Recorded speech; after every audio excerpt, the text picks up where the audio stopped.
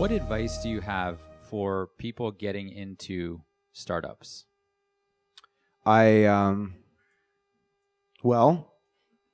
think a couple of things, as usual.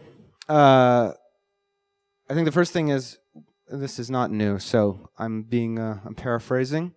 The first thing is, don't do it to get rich, obviously.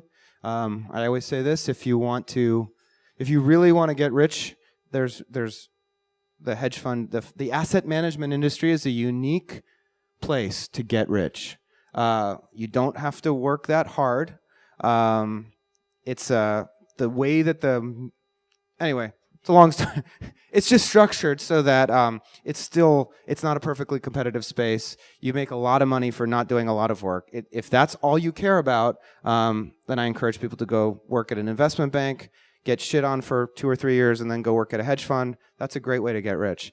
If you're trying to build a long-term sustainable skill set at an actual operating company and contribute something of more value to the world, then I think you should go work at a startup. And in that case, I would give you a couple caveats, because at some point we all do need to build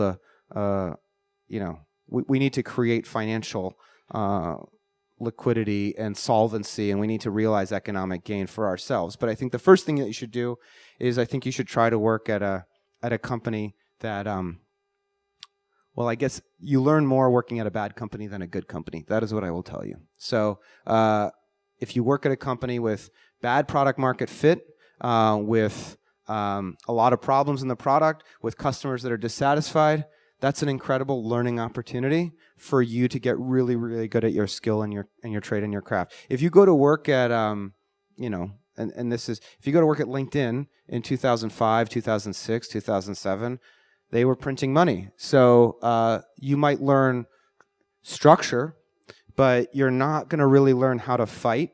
And I don't mean fight in a pugilistic way, but you're not going to learn how to get hungry for those dollars and really how to close and how to work with urgency, because LinkedIn was going to be successful one way or the other, and you were just one part of that success. Same thing with Bloomberg, which is why a lot of us, we don't love hiring people from really, really great business model companies. Bloomberg is an incredible company, and it's an incredibly profitable company, and I think that the people that work there are amazing. But in terms of startup, the stress and the requirements of working at a startup mean that if you worked at Bloomberg, you had the benefit of that Bloomberg backing the whole time. And so I think if you really want to learn and become great at something, you need to have some adversity. And that's why earlier in your career, I recommend often that you'll learn more if you work at essentially a company with poor product market fit, because you're going to have to figure it out.